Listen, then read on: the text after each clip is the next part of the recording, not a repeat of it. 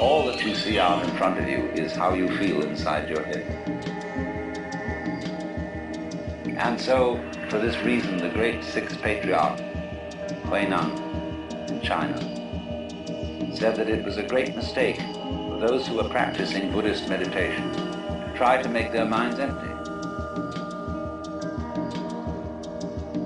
And a lot of people try to do that. Not only no thoughts, but no sense experiences. So they'd close their eyes, they'd plug up their ears, and generally go in for sensory deprivation. What would you think of this boy? Being lost in a fog, so that it's white all around, you can't see in any direction. Being in the darkness, or the color of your head as perceived by your eyes.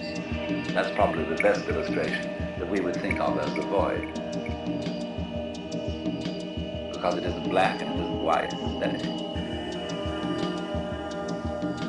But that's still not complete. Take the lesson from the head. How does your head look to your eyes? Well, I tell you, it looks like what you see out in front of you. Because all that you see out in front of you is how you feel inside your head.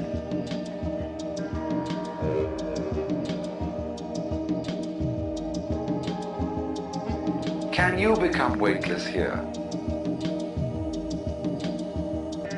I said a little while ago that the person who really accepts transience begins to feel weightless.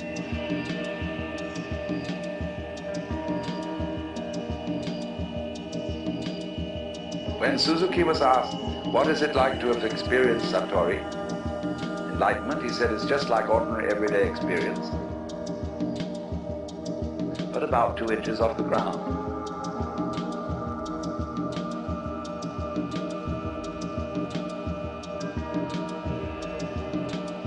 Zhuangzi, the Taoist, said, it is easy enough to stand still.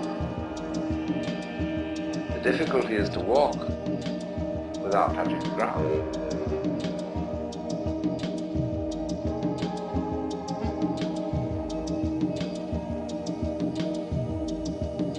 Why do you feel so heavy? It isn't just a matter of gravitation and weight.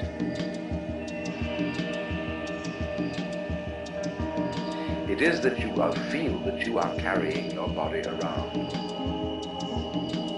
So when you feel it, common speech expresses this all the time. Life is a drag.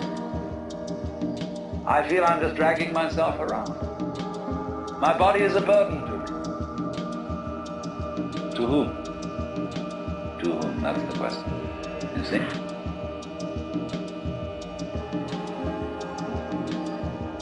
When there is nobody left for whom the body can be a burden, the body isn't a burden.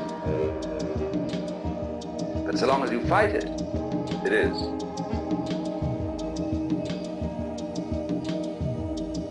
So then, when there is nobody left to resist the thing that we call change, which is simply another word for life,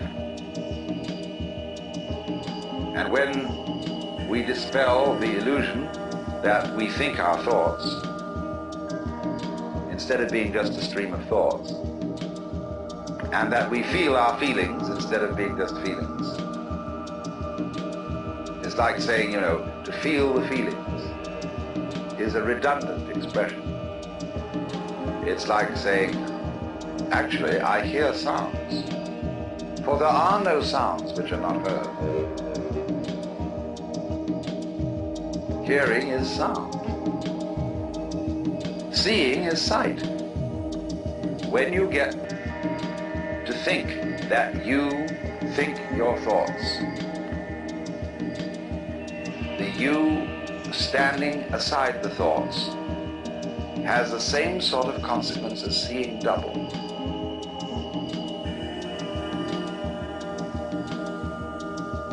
And then you think, can I observe the thinker thinking the thoughts? I am worried. And I ought not to worry. But because I can't stop worrying, I'm worried because I worry.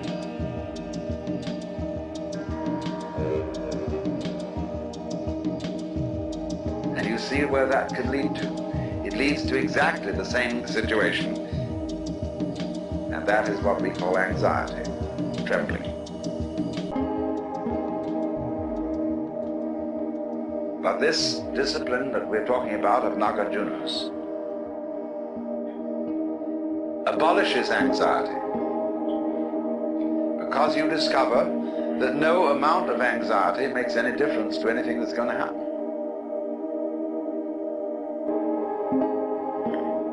In other words, from the first standpoint, the worst is going to happen. You're all going to die. And don't just put it off in the back of your mind and say, I'll consider that later. It's the most important thing to consider now,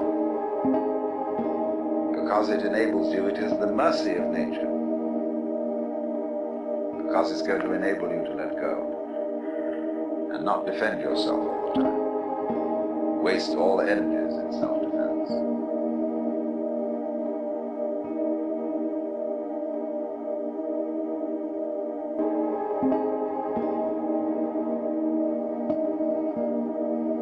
No amount of anxiety makes any difference to anything that's going to happen.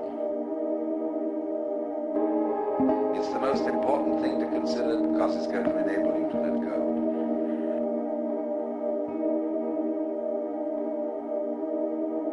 And not defend yourself all the time. Waste all energies in self-defense.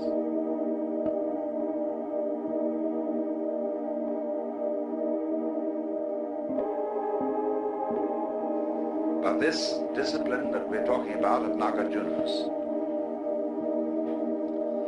abolishes anxiety because you discover that no amount of anxiety makes any difference to anything that's going to happen. And the body isn't a burden, but so long as you fight it, it is. To resist the thing that we call change, which is simply another word for life.